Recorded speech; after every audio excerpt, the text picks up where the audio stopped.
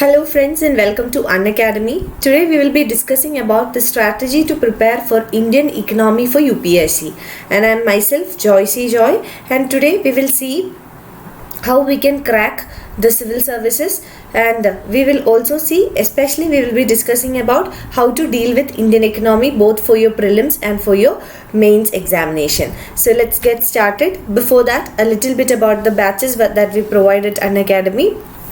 The new batches for the UPSC CSE aspirants, the new batches for 2021, 22 and 23, it starts on 11th of January, and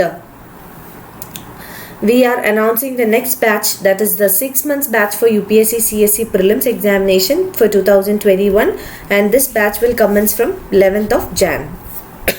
The features of these batch include 100% coverage of your prelims syllabus. The top educators of Unacademy would be dealing with it. There will be a prelims test series along with the analysis. PDF study material will be given to you. Dedicated doubt clearing sessions will be there, and there will also be interview preparations. And these batches, they are available in Hindi, in English, and also bilingual.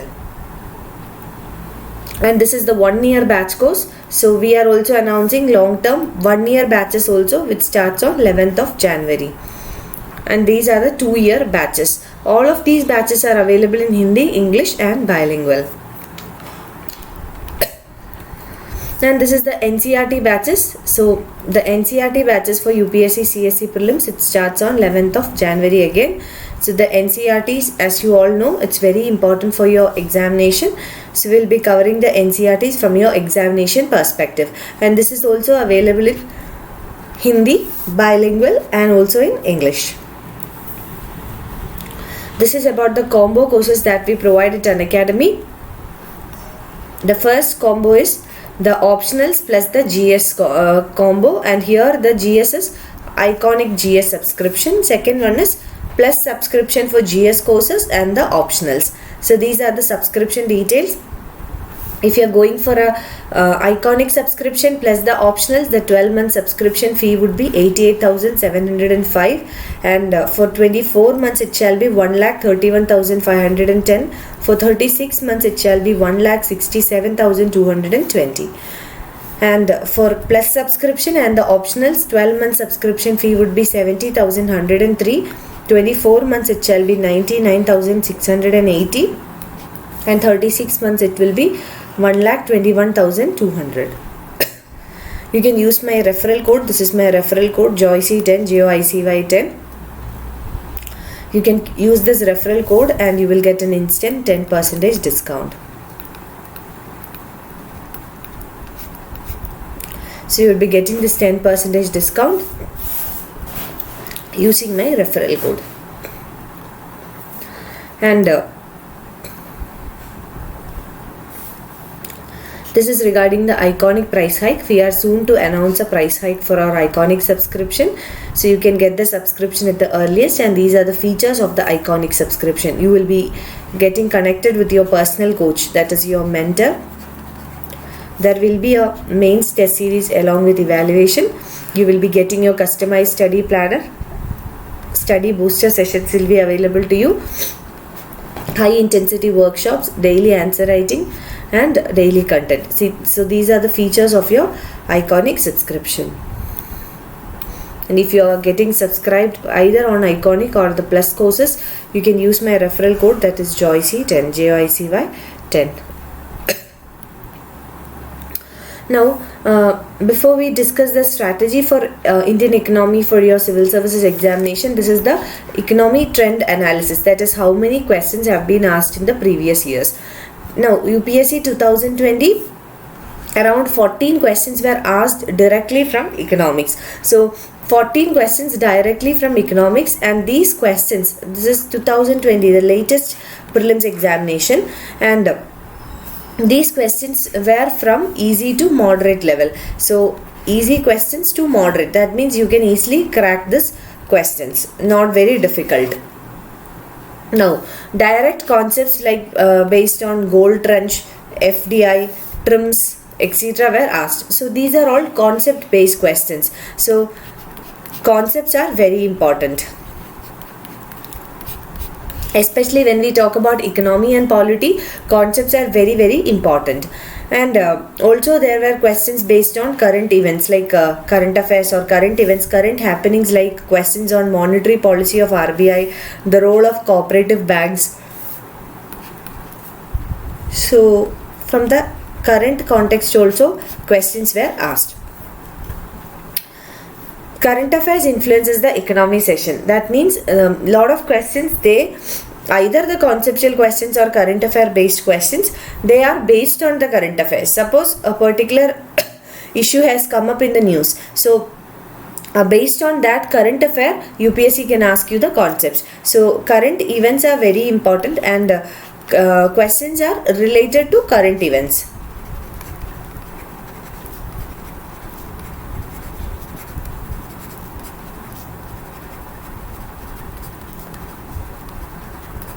Now I'll tell you something more about this. See, as we said, economy, mostly the questions are conceptual in nature. There are two things for this. Now, first thing is, if you learn the concept in economics, it's very easy to crack the question. So even if the question is asked indirectly, I'm really sorry. So even if the question is asked indirectly, if you know the concept, if you know what is the concept, then it's very easy for you to crack the question. First thing. Now, second thing, the quantity of questions being asked. See, last year itself 14 questions were asked, which means 14 into 2 marks, 28 marks, and the cutoff is almost somewhere around 100 or 105 for the general category. So 100 to 105, hopefully. We are not sure unless the UPSC announces the cutoff marks. But still, depending on the difficulty level of the paper, it should be somewhere around 100 to 105. See, 1/4 of your cutoff, it will come from your economy, which means economy is a subject where if you know the concept, you will never go wrong. You can make it 100% right. So the accuracy that you get in economics is very high. There is no point of confusion because it's all concept based, and if you know the concept, it's very easy, and accuracy will be very high. If you try to attempt the question and if you know the concept, there is very high rate of accuracy to make it right. So 1/4 of your cutoff itself will come from economy, and this is the beauty of the subject. If you know the concept, you can easily crack the question, and your cutoff, you will make 1/4 of your cutoff solely from economy. Okay. Now, coming to the preparation strategy. So economy, Indian economy is considered to be one of the toughest subjects for other mainstreams, especially for those who come from science background. So especially those who do not have a base in economy, everyone thinks that economy is one of the toughest subjects, but it's a very beautiful subject.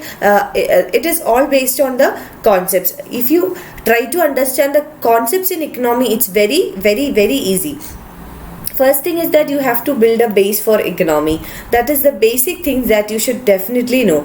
And I have seen many students telling me, and many students complaining that when they read some articles related to Indian economy in the newspaper, they really don't get an idea what it is related to. So I will say that it's all because of the lack of conceptual clarity and lack of knowledge about the key terms. So either they do not know the key terms in economics, or they do not have a conceptual clarity. So these are the two things that a student should concentrate on during the initial preparation stages of Indian economy. Key terms and concept. So conceptual clarity is the key. Economics is easy only after understanding it clearly. So you have to know, it's a technical subject for sure. So you have to understand what is the concept. And concept, it's not, I will not say that it's very easy to learn the concept, but if you learn it the right way, it's easy. So if you are able to build the conceptual clarity in economics, then it's very easy for you to understand the question, and economics is very easy if you understand the question and you get the clarity regarding the concept. And regarding preparation for UPSC, economy preparation can be divided into two steps. One is understanding the concepts. So concepts like what is GDP, what is a repo rate, what is a reverse repo rate, what is CRR, SLR, inflation, various indices, what is growth, inclusion, development. So all these are concepts. So first stage in preparing Indian economy is to understand the concept. So building the conceptual clarity. In the second stage, you have to understand the application of these concepts. So which means that you should be able to apply this concept to the questions. Application of fundamental concepts in day-to-day scenarios. Now you learn about CRR, SLR, etc. Now there appeared an article in the newspaper regarding this, so you should be able to apply this concept to the current events. So application of concept to the current events will make the preparation complete. So it's like a cycle. First you learn the concept. Only if you are able to apply this concept to the daily current affair or daily what is happening in the Indian economy, then your preparation becomes complete. And please do not try to mug up or do not try to by heart things in economics. It's not practical at all, because every time you will see that UPSC will ask the questions twisted. So if you are trying to mug up, if the questions are asked in an indirect way, you will not be able to answer it. So please do not try to mug up or by heart the things, but you should be able to correlate what we already studied in day-to-day scenario. So you should be able to correlate. Correlation is very important. You should be able to relate the concepts to the happenings, current happenings. So relate the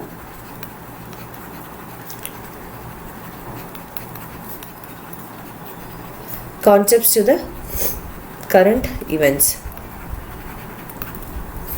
Once you get hold of the subject, that is, once you get a grip of the subject, it will take very less time to revise and more accuracy can be achieved. That is what I said in the beginning. So economics is not like other subjects where you have to dedicate a lot of time for your revision. Once you know the subject very clearly, once you know the concepts clearly, then this will take very less time for you to revise, because it's all about concepts. You can simply revise it and more accuracy, because you know the concept and you have seen the question. You are able to answer the question with more accuracy. So relate the static with the dynamic part. That is, here how economics can be studied is you have to relate the static part, that is the concept. Static is your concept, with your dynamic part, that is your current affair. So you should be able to relate your static part with your dynamic part. And most important is UPSC previous year papers. This will give you a very good idea how UPSC is asking the questions, what is the mindset of UPSC, what are the patterns of questions asked by UPSC, etc. So I will say that your Bible for preparation will be your previous year questions. So UPSC previous year questions is the Bible for your preparation and the mock test. So previous year papers and the mock test, this is the most important thing, and among this I will say that previous year papers is the most important. And also never lose your hope while doing the mock test. Solving test is as important as attending it. So it is not just that you attend the test and maybe you do not give attention to the solution. You have to read the solution very carefully. It's very important that you go through the solution of the test, and if you think that certain concepts are not clear, try to pick it up and understand it very well from other sources or from the solution itself, and do revise it. Okay, that's very important. And these are the focus areas for prelims, because these are the topics from where repeatedly questions are asked for your prelims exam. Now, Indian economy and issues related to planning, mobilization of resources, growth, development, employment. Second is inclusive growth and issues arising from it. Third is government budgeting.